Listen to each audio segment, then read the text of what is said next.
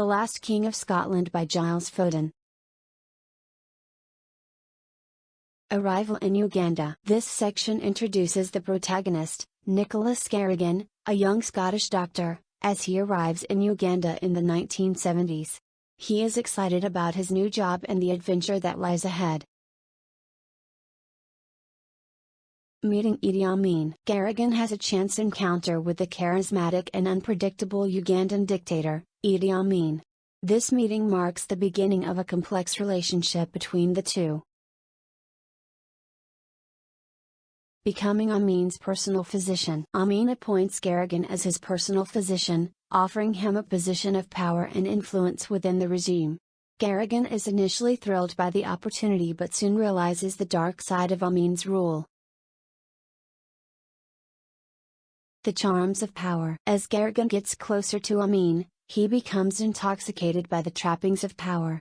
He is seduced by the luxurious lifestyle and the privileges that come with his position, blinding him to the horrors of Amin's regime.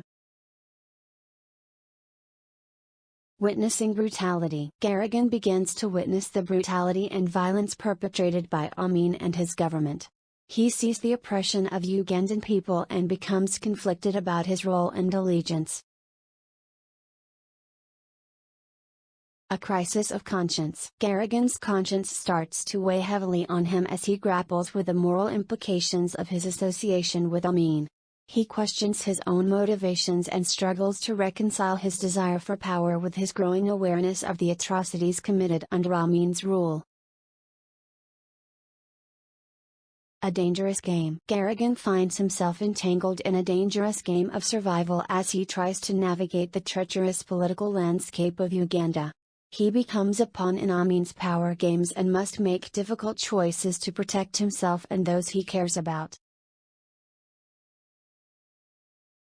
Betrayal and escape. Garrigan's loyalty is tested when he becomes involved in a plot to assassinate Amin.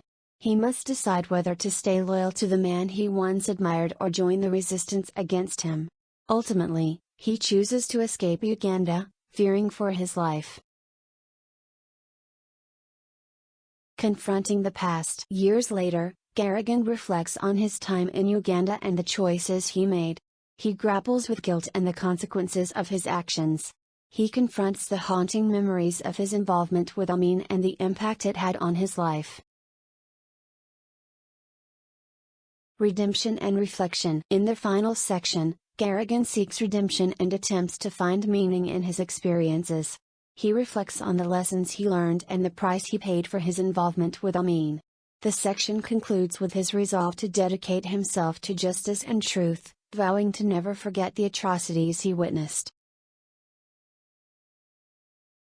In the chilling conclusion of The Last King of Scotland, Nicholas Garrigan finds himself haunted by the weight of his choices and the horrors he witnessed during his time as Idi Amin's personal physician. As he reflects on his actions and the consequences they had, Garrigan seeks redemption and vows to dedicate himself to the pursuit of justice and truth. With a heavy heart, he resolves to never forget the atrocities he witnessed, ensuring that the lessons learned from his harrowing experience will not be in vain.